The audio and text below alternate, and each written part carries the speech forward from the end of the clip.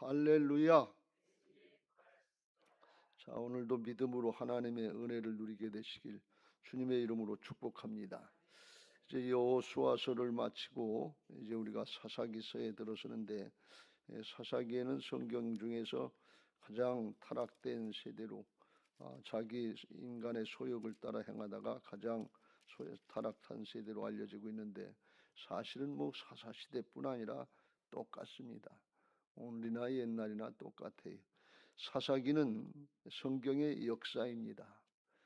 성경의 역사라고 하는 것은 실제로 일어났던 일을 말하고 있고, 역사는 반복된다고 하는 사실을 우리는 명심해야 돼요.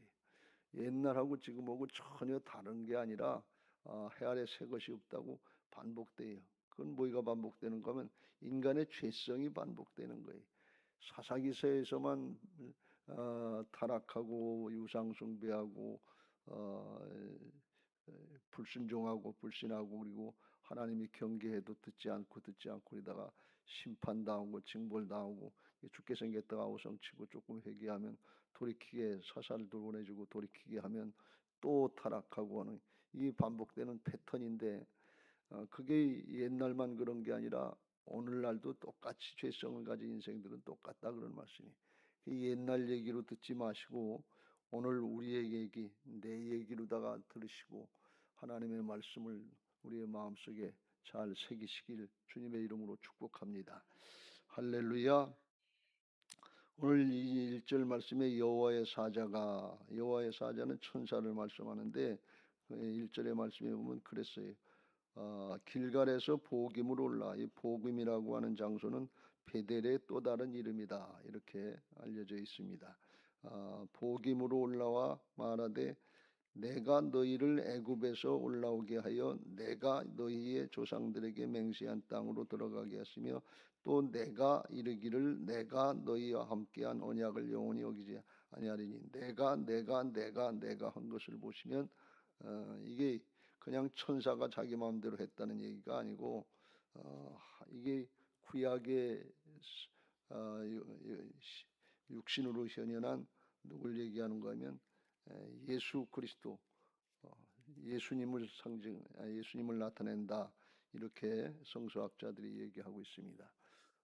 그건 우리는 하나님 나라 역사를 잘 모르기 때문에 예수님이 동정녀 마리아로 태어나셨을 때 그때부터 이 세상에 오신 것으로 이렇게 생각합니다만, 그 전에 이미 이 땅에 오셔서 구약의 역사를 행하셨다 하는 것을 말씀한다고 그래요.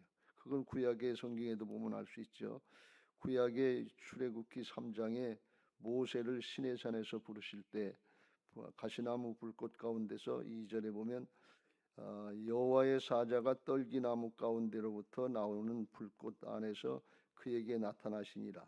그가 보니 떨기나무 불이 붙었는데 그 떨기나무가 타지 않았다 그랬는데, 그 여호와의 사자라고 그랬는데 4절에 가보면 4절 5절에 보면 여호와께서 그가 보려고 돌이켜 오는 것을 보신지라.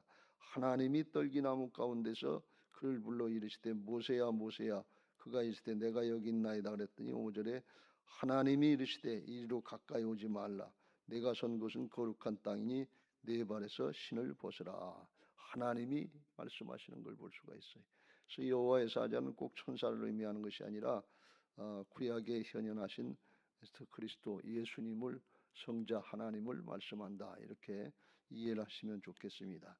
내가 선 곳은 거룩한 땅이니 네 발에서 신을 벗으라. 우리의 신앙에 하나님 앞에 고람되어의 자세가 우리의 발에서 신을 벗는 것입니다. 내가 세상에서 주장했던 것들 신을 벗고 종의 자세로다가 말씀하시옵소서 종이 따르겠습니다 하는 그런 자세로다가 우리가 끝까지 일관해야 될 줄로 믿습니다. 어제 우리가 이스라엘 백성들에게 마지막으로 유언하다시피 여호수아가 유언적인 부탁, 마지막 부탁을 하는 대목을 살펴봤습니다. 여호와만 섬겨라. 그러니까 이스라엘 백성들이 그랬어요. 우리가 결단코 이방신을 섬기지 않겠습니다. 24장 16절에 그랬고, 21절에 보면 백성이 여호수아에게 말하되 아니니이다. 근데 이 아닙니다. 여호수아의 말씀 당신의 얘기대로 우리가 다른 신을 섬기지 않겠습니다. 아닙니다. 정녕 우리가 여호와를 섬기겠습니다. 아주 장담하고 힘써서 얘기했지만 한순간의 장담이나 기분 감정 가지고 믿음이 지켜지는 거 아니라고 그랬어요. 내 손에 장을 담겠습니다 하는 사람은 장을 담궈도 안 바뀌어져요. 그건 뻔해요. 죄성이라는 걸 우리가 사단의 방해를 경솔히 생각하시지 말고 삶과 하나님의 말씀으로 받고 나를 쳐서 복종시키는 복된 신앙들 되시길 예수님의 이름으로 축복합니다. 그걸 우리가 자꾸 망각을 해요. 난 그렇지 않을 거다. 내가 그렇게 되겠냐. 근데 상황이 바뀌고 조건이 바뀌면 죽을지언정 주를 부인하지 않겠다고 큰 소리쳤던 베드로가 후꺼덕 바뀌어서 예수님 볼 것도 없어요. 내가 죽게 생겼는데 뭘 볼 게 있어요. 그리고 예수님 배신하고 도망갔던 걸 볼 수가 있어요. 제자들도 똑같이 그렇게 도망갔어요. 그러니까 좋은 상황에서 내가 편안한 상황에서 큰 소리 칠 수 있고 아직 괜찮다 큰 소리 칠 수 있는데 그게 상황이 바뀌면 전혀 사람은 그런 존재가 못 돼요.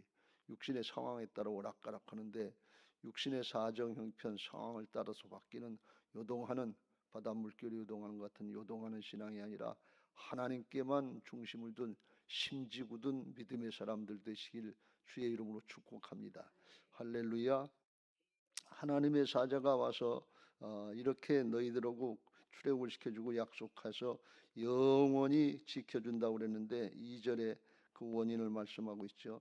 너희는 이 땅의 주민과 언약을 맺지 말며 그들의 제단들을 헐라하였거늘 너희가 내 목소리를 듣지 아니하였으니 어찌 그리 하였느냐. 목소리를 듣지 않았다는 것은 언약하고 큰 소리 쳤지만 어찌 그리 하였느냐. 큰 소리 다 쳐놓고서 왜 이렇게 확각 바뀌었냐 그런 말씀. 이게 사사기 시대에 사사들을 둬야 됐던 근본 이유를 여기서 말씀하고 있는 것입니다. 하나님의 말씀을 불순종했고 이방신을 섬겼고 가나안 족속하고 통혼해서 섞이는 바람에 우상을 섬기는 그런 모습이 됐다 하는 것입니다. 어찌하여 절대로 그렇게 하지 않겠다고 그랬지만 절대로 그렇게 하지 않는다고 하는 절대 왕정은 절대 부패한다고 절대로 함부로 쓰면 절대로 그렇게 돼요. 나를 믿지 말고 삼가 조심해서 주여 말씀하시옵소서 종이 따르겠습니다 하는 자세로 순종해야 될 줄로 믿습니다. 이렇게 잘못했기 때문에 하나님이 이제 그 대가를 주시겠다고 경고하시죠. 3절 같이 읽겠습니다. 시작. 그러므로 내가 또 말하기를 내가 그들을 너희 앞에서 쫓아내지 아니하리니 그들이 너희 옆구리에 가시가 될 것이며 그들의 신들이 너희에게 올무가 되리라 그랬어요. 그래서 이제 더 이상 너희들과 함께하지 않고 가나안 족속들을 쫓아내지 않겠다 이렇게 말씀하십니다. 하나님이 쫓아내시지 않으면 자기들이 할 것 같은데 그게 안 된다 그런 말씀이 23장에 보면 19절 말씀에도 나오는 것처럼 가나안 족속들은 그렇게 약한 족속들이 아니에요. 사사기 1장 19절에 나오는 것처럼 여호와께서 유다와 함께 계셨으므로 그가 산지 주민을 쫓아내었으니 골짜기의 주민들은 철병거가 있으므로 그들을 쫓아내지 못하였으며 그래서 그 후에 쫓아내지 못한 얘기를 19절 21절부터 36절 1장 끝까지 계속 말씀하고 있는데 가나안 족속이 약한 족속이 돼서 여호수아가 그냥 연전연승한 게 아니에요. 하나님이 함께 하셨기 때문에 이겼다 그런 말씀이에요. 근데 하나님이 함께하지 않으시니까 계속해서 패하고 점거하지 못하고 어떤 족속은 오히려 가나안 족속에 점령을 당하고 지배를 당했다 그랬어요. 그러니까 우리가 신앙하면서 내 힘 가지고 내 능력 가지고 내 재주 가지고 하는 걸로 생각하면 안 돼요. 하나님이 함께 하셨으니까 여기까지 온 거지 하나님이 도우시지 않으면 우리가 영적인 싸움에 승리할 수 있는 길이 없어요. 사단과의 영적인 싸움인데 내 힘 가지고 내 능력 가지고 한 게 아니고 하나님의 은혜인 것을 믿으시기 바랍니다. 그래서 우리가 항상 내 자아를 쳐서 복종시키면서 순종하려고 그리고 하나님의 도우심을 구하는 그런 겸손한 신앙 하시길 주의 이름으로 축원합니다. 그래야 우리가 승리할 수 있고 어려운 고비를 이겨나갈 수 있지. 그렇지 않으면 사사시대 사람들처럼 우리가 또 그렇게 당해요. 그런데 우리가 지금 그렇게까지는 안 됐으니까 우리의 마음속에 다 영적으로는 교만한 마음을 가지고 있어요. 설마 그렇게 되겠나? 그렇게까지 되겠나? 그런데 이게 나중에 다른 세대에 나옵니다만 2, 3년 지나면 두 세대, 3세대만 지나면 어떻게 될 걸 우리가 모르잖아요.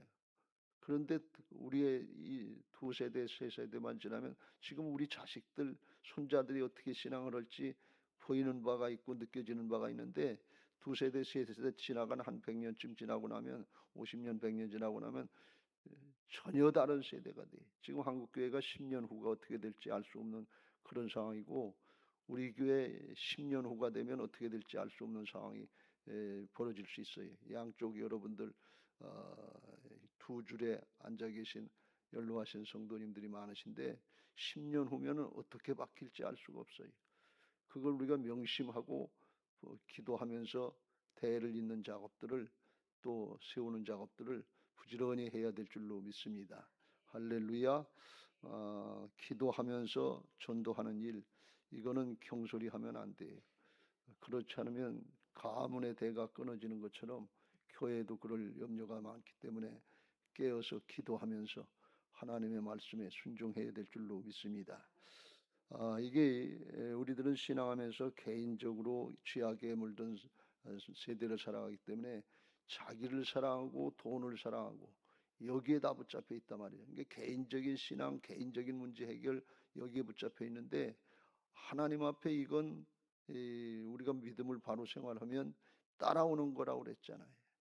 그걸 따라갈 게 아니에요. 따라다닐 게 아니고 믿음을 바로 세우고 하나님의 형상이 회복되면 에덴의 동산 모양 하나님께서 맡겨주신 것이고 따라오는 거예요. 그런데 우리의 신앙의 목적이 자기를 사랑하고 돈을 사랑하고 인본주의하고 배금주의 이렇게 되니까 이게 잘못되어 있는지도 모르고 그걸 따라가다가 진짜 놓치는 거예요. 하나님 나라의 축복을 놓치고 우리 자녀들에게 중요한 신앙의 계승을 놓치고 그러니까 이게 경솔히 생각하고 대수롭지 않게 생각하다가 진짜 중요한 거, 영원히 중요한 거 이걸 중요하게 생각하지 않은 거예요. 그러면서도 우리가 괜찮지, 별일 없겠지 이렇게 안일하게 생각한단 말이에요. 대학 들어가는 문제는 굉장히 중요하잖아요. 취직하는 문제는 굉장히 중요하잖아요. 육신을 사는 문제는 굉장히 중요하잖아요. 죽게 생겼는데 뭘 다른 얘기할 게 있냐. 그리고 만사 제껴놓고 그거 하려고 그러는데 그런데 신앙은 뭔가 하면 영원한 생명의 차원이기 때문에 죽어도 믿음 지켜라 이거예요. 전혀 다른 차원이에요. 그러니까 우리가 육신의 생각으로 안일하게 생각하면 사사시대 사람들처럼 그냥 두 세대 세 세대 지나고 그냥 몰락할 수 있어요. 그러니까 우리가 교회적으로나 가정적으로나 이걸 명심하고 하나님 나라 차원에서 행해야 될 줄로 믿습니다. 그렇지 않으면 하나님이 3절에 쫓아내지 않는다. 견고한 진이 된다.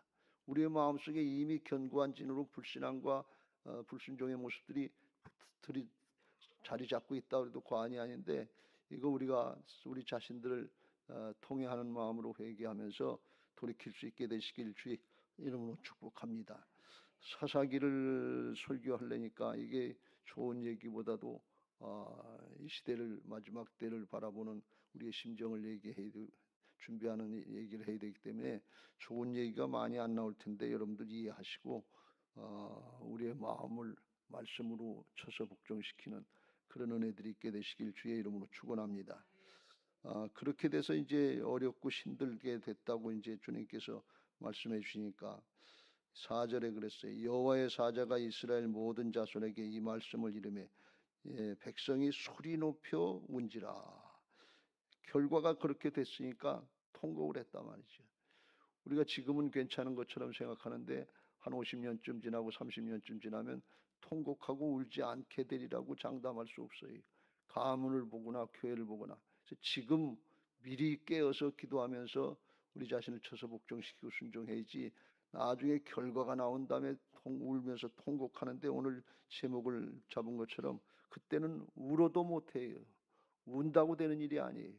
이건 통곡하는 이유가 회개하고 돌이키려고 하는 통곡이 아니라 잘못했다고 하는 진정한 회개가 아니라 후회하는 통곡이에요. 그렇다고 바뀌어진 게 아니고 그 후에 세대에 일어난 일들을 보면 하나님께로 돌아와서 하나님을 잘 섬기고 우상 단지 다 물리치고 통혼한 것들 다 돌이키고 그렇게 하지 않았거든요. 이 첫 단추를 잘못 끼워놨거든요. 그러니까 저절로 두 번째, 세 번째 단추들은 그냥 잘못 끼워지는 거예요. 그러니까 통곡하는 게 이제 돌이킬 수가 없게 되니까 그렇단 말이죠. 우리가 중심으로 이게 돌이킬 수 있게 되시길 주의 이름으로 축원합니다. 주어진 기회를 선용할 수 있게 되시길 주의 이름으로 축원합니다.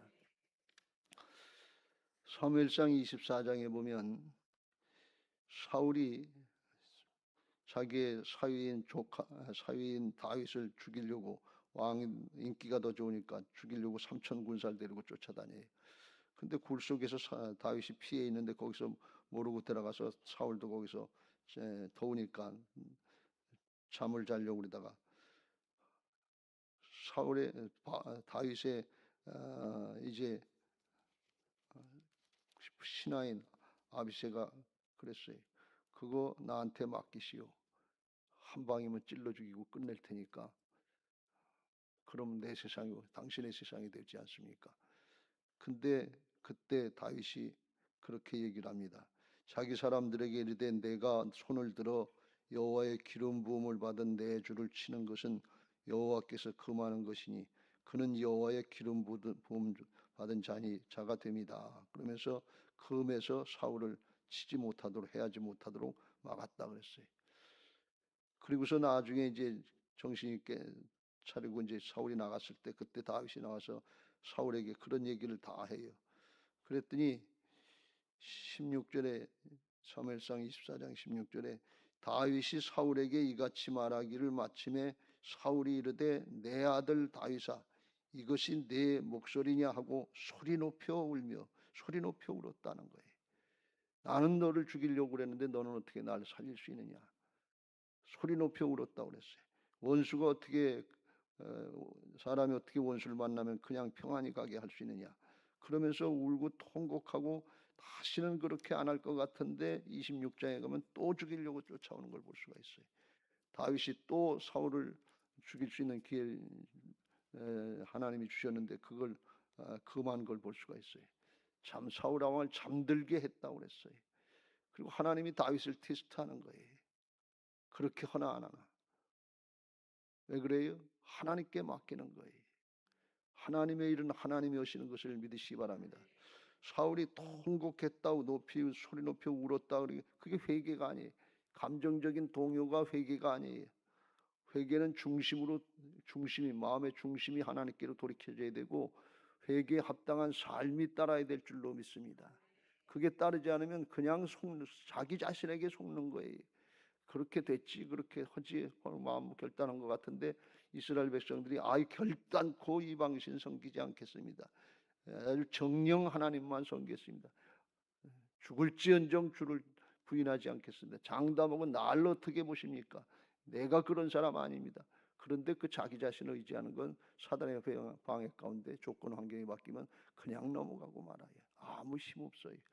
우리 자신을 의지하지 말고 눈에 보이는 상황에 의지하지 말고 하나님 앞에 삼가 조심하는 마음으로 주여 나를 불쌍히 여겨 주옵소서. 힘도 없고 능력도 없습니다. 방법도 모릅니다. 주만 바라봅니다.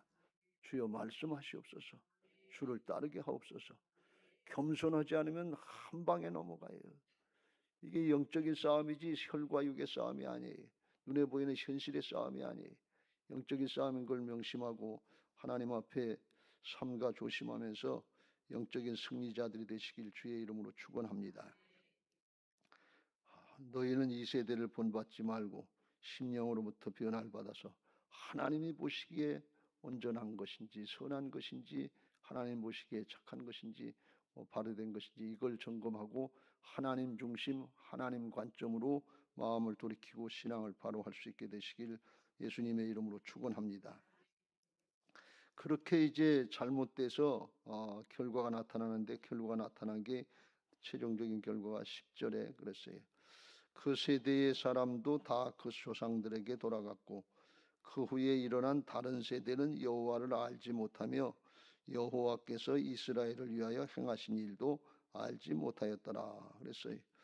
7절 말씀에 백성이 여호수아가 사는 날 동안과 여호수아 뒤에 생존한 장로들과 곧 여호와께서 이스라엘을 위하여 행하신 모든 큰 일을 본 자들이 사는 날 동안에 여호와를 섬겼다. 그동안에 하나님을 체험한 사람들이 살 동안에는 하나님을 섬겼는데 그 후의 세대에는 하나님도 알지 못하고 그리고 하나님의 행하신 구원의 역사, 출애굽의 역사 그것도 알지 못했다 그랬어요. 진짜 알지 못했을까요?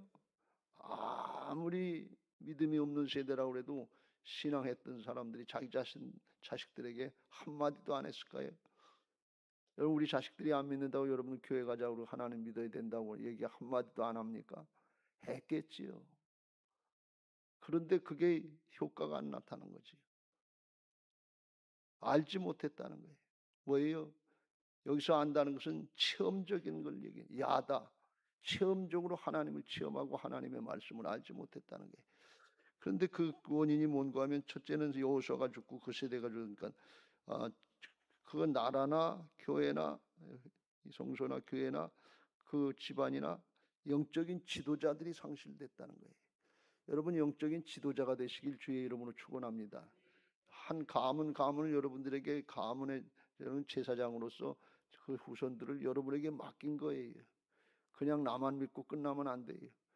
여러분들이 여러분의 자식들을 손을 얹고 안수하고 축복할 수 있는 축복권이 있는 것을 믿으시기 바랍니다.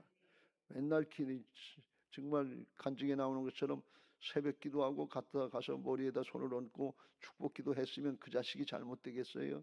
하나님이 그 기도 안 들어두시겠어요? 안 하는 거지요.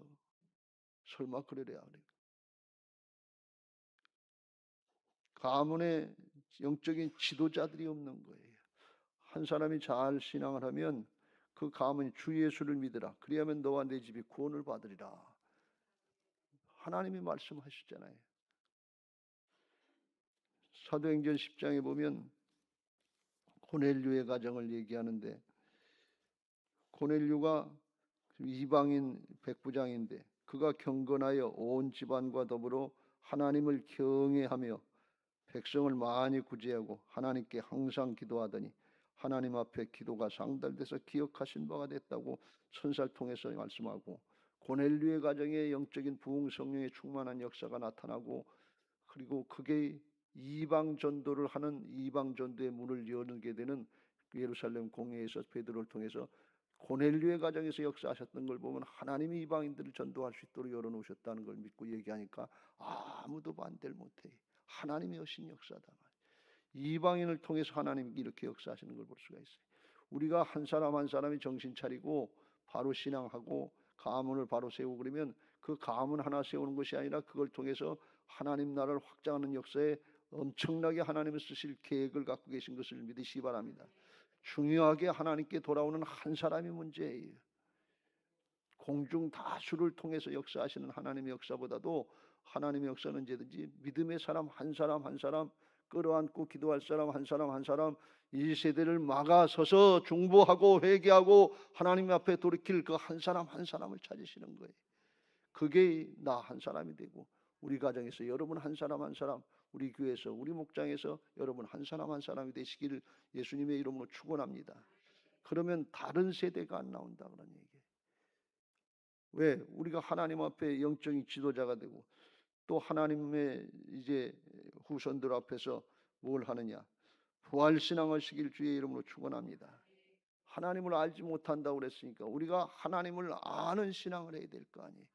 하나님이 살아계셔서 내 안에 떠나지도 아니하시고 버리지도 아니하시고 영원토록 함께 하시는 역사를 드러내서 자손들에게 자녀손들에게 보여줘야 될 거 아니에요. 무슨 수로 보여줍니까? 부활신앙 해야지요. 주님의 주권을 인정하고 따라가는 부활신앙 할 때 주님이 함께 하시는 역사를 드러내면 지금도 하나님 살아계시구나. 우리 엄마 기도가 상달되고 응답되고 있구나. 우리 아버지 행하는 역사에 하나님의 역사가 가정에서 직장에서 사업장에서 나타나고 있구나. 관계를 보니까 열려지고 있구나. 복음 전도가 되고 있구나. 그걸 자녀들에게 보여줘야 된다 말이죠. 여러분 꿈에라도 가서 집안에서 교회 얘기, 좋지 않은 얘기들, 문제 얘기, 믿는 사람들의 교회 얘기 그런 거 절대로 하지 마시길 주의 이름으로 축원합니다. 자녀들에게 좋은 영향을 안 미쳐요. 유튜브에 보면 가끔 뭐 교회 문제다 뭐 심각하다 그리고 잘못된 것들을 얘기하는 그런 목사나 성도들이 나오는데 그건 교회를 망치는 일이에요. 그걸 통해서 경각심을 얻자 하는 얘기인데 그걸 보고 비판하는 사람들이 더 생긴단 말이지. 그러니까 사단에게 속는 거에 똑똑한 척할 거 없어요. 하나님의 말씀대로 나부터 쳐서 복종시키고 나는 더 큰 죄인이지 하고 회개하고 돌이키려고 할 때 하나님의 역사를 보게 하실 줄로 믿습니다. 우리가 하나님의 말씀을 따라서 순종하면서 우리의 자손들에게 말씀을 잘 계승하고 이어나갈 수 있게 되시길 주의 이름으로 축원합니다. 디모데후서 3장 15절부터 보시면 그랬어요. 하나님의 말씀이 능력이 있어서 또 어려서부터 성경을 알았나니 성경은 능히 너로 하여금 그리스도 예수 안에 있는 믿음으로 말미암아 구원에 이르는 지혜가 있게 하느니라. 모든 성경은 하나님의 감동으로 된 것으로 교훈과 책망과 바르게 함과 의로 교육하기에 유익하니 17절 같이 읽겠습니다. 시작. 이는 하나님의 사람으로 온전하게 하며 모든 선한 일을 행할 능력을 갖추게 하려 함이라. 하나님의 말씀이 다 온전하게 만들어 주시고 능력을 주셔서 감당할 수 있도록 역사하시는 것을 믿으시기 바랍니다. 하나님의 말씀이 하나님이에요. 내 말이 곧 하나님이다. 영이요 생명이다. 이걸 명심하시고 사람 생각으로 하나님의 말씀을 판단하지 말고 그냥 말씀을 따르고 순종하면 사람으로 온전하게 하고 모든 선한 일을 행할 능력, 하나님의 역사를 감당할 수 있는 능력을 갖추게 할 줄로 믿습니다. 그리고 그 말씀 따르고 순종해서 하나님이 성령께서 나와 함께 하시는 역사를 나타낼 때 우리의 자녀들이 다른 세대가 아니라 다음 세대가 되고 하나님의 역사를 보게 하실 줄로 믿습니다. 오늘 우리가 이스라엘 백성들처럼 나중에 후회하는 모습으로 소리 높여 울어도 소용없어요. 하나님 앞에 가면 한 달란트 받은 자가 주신 기회를 다 잊고 이를 갈면서 후회한다고 했어요. 저는 그 말씀이 마음에 언제든지 걸려요. 여기 땅에선 그래도 기회가 주어졌어요. 아무리 늦어도 기회가 주어졌기 때문에 회개하고 돌이키면 주신 기회를 선용하면 되지만 하나님 앞에 가서 볼 때는 천국과 지옥으로 갈 때는 이를 갈면서 후회해도 그래도 그 기회를 붙잡을 수가 없단 말이죠. 그게 영적인 현실이고 하나님의 말씀인 것을 엄중히 깨닫고 울어도 못하는 게 아니라 여기서부터 하나님의 은혜를 보고 기뻐서 즐거워서 감사해서 신앙할 수 있게 되시길 주의 이름으로 축원합니다. 항상 기뻐하라. 쉬지 말고 기도하라. 범사에 감사하라. 이는 그리스도 예수 안에서 너희를 향하신 하나님의 뜻이라고 그랬는데 기쁘고 즐겁고 감사하지는 못하고 우리가 늘 염려하고 걱정만 하면서 내 자신이 주인 된 신앙하지 말고 하나님께 맡기면 주님은 되시는 것을 믿고 기쁨으로 감사함으로 신앙할 수 있게 되시길 예수님의 이름으로 축복합니다. 544장 찬송하시고 기도하실 텐데 기도 제목 같이 읽고 찬양하겠습니다.